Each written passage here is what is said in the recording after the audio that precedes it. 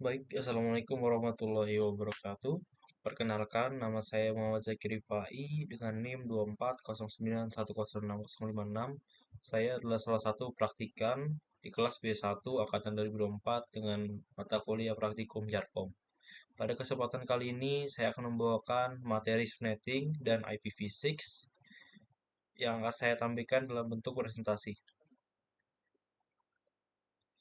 Sebelum itu, subnetting, sebelum kita masuk subnetting, kita harus masuk dulu pada materi IPv4 addressing. Karena kita perlu memahami struktur IPv4 address, IPv4 memiliki panjang 32 bit yang dibagi menjadi 4 oktet. Setiap oktet bernilai antara 0 hingga 255. Contoh alamat IPv4 adalah 192.168.1.1. IPv4 terbagi menjadi beberapa kelas, tepatnya ada 5 kelas, seperti yang akan saya tampilkan pada PPT berikut ini. Kelas A, B, dan C biasanya digunakan untuk umum, sedangkan kelas D dan E digunakan untuk keperluan khusus seperti multicast dan eksperimen. Lanjut untuk materi subnet mask dan CIDR. Subnet mask digunakan untuk membagi alamat IP menjadi alamat jaringan dan alamat host.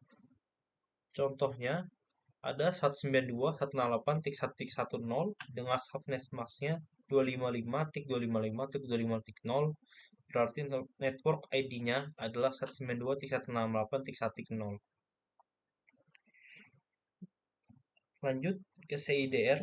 CIDR atau Classless Interdomain Routing adalah metode untuk mengalokasikan alamat IP secara lebih fleksibel dibandingkan sistem kelas tradisional yang tadi sudah kita lihat. CIDR memungkinkan pengguna alamat IP secara lebih efisien dengan menghilangkan batasan kelas dan memungkinkan subnetting yang lebih spesifik menggunakan notasi seperti 24, 26, ataupun 30 untuk menentukan jumlah bit jaringan. Seperti yang kita lihat di subnet mask tadi ada saya contohkan 192.168.1.1.0 dengan subnet mask 255.255.255.0, berarti network ID-nya adalah 192.168.1.0. Dalam notasi IDR ini tulis sebagai 192.168.1.1.0/24 yang berarti 24 bit pertama digunakan untuk jaringan. Adapun contoh CDR seperti yang akan saya tampilkan dalam berikut ini, misalkan kita memiliki alamat IP 192.168.1.0/26 dengan subnet mask 255.255.255.192, kita mendapatkan jumlah alamat IP, alamat dalam subnet yaitu 2 pangkat 32 dikurang angka di belakang slash yaitu 2 pangkat 6 atau sama dengan 64 alamat. Alamat pertama itu digunakan untuk network ID atau sebagai pengenal. Alamat terakhir 192.168.1.63 digunakan sebagai broadcast address. Kenapa tidak sampai 64 alamat? Karena penghitungannya dimulai dari 0. Jadi 0 sampai 63 itu totalnya 64. Alamat yang bisa digunakan untuk host itu di antara 192.168.1.1 sampai 192.168.1.62. Itu yang biasanya digunakan untuk hosting. Lanjutnya, FLSM. Kita akan membandingkan FLSM dengan VLSM. FLSM atau Fixed Length Subnet Mask. Semua subnet memiliki ukuran yang sama karena menggunakan jumlah bit yang sama untuk subnetting. Ini membuatnya lebih mudah dikelola, tapi kurang efisien dalam penggunaan alamat IP. Selanjutnya, VLSM adalah Variable Length Subnet Mask. Subnet dapat memiliki ukuran berbeda sesuai dengan kebutuhan, sehingga lebih efisien dalam penggunaan alamat IP dan tidak ada pemborosan IP. Berbeda dengan Fixed dan Variable. Fixed ini artinya dia sudah tetap.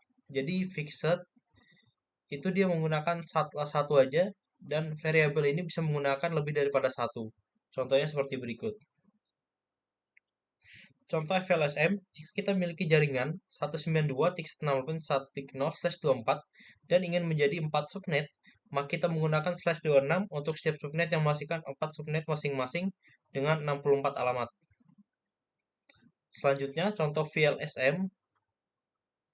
Contoh VLSM, jika kita memiliki jaringan 192.168.1.0/24 dan membutuhkan subnet untuk 50 host, 20 host, 10 host, dan 5 host, itu subnetnya dapat dibagi-bagi -26, /27, /28, /29 sesuai dengan kebutuhan hosting kita.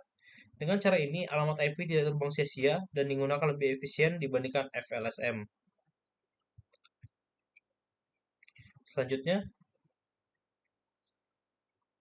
kita akan langsung beralih kepada materi IPv6, beralih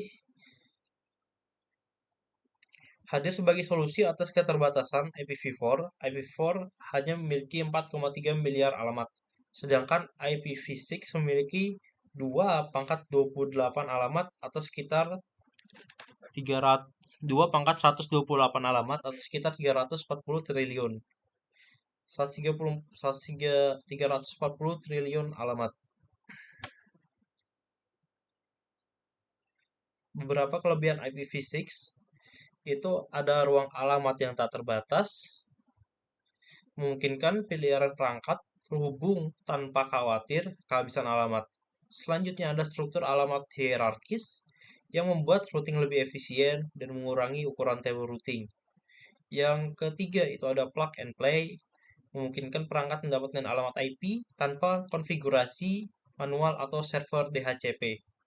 Header paket yang disederhanakan meningkatkan efisiensi pemrosesan paket oleh router.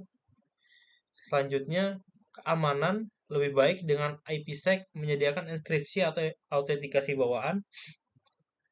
Yang kelima ada mobilitas, memungkinkan perangkat tetap mempertahankan alamatnya saat berpindah jaringan.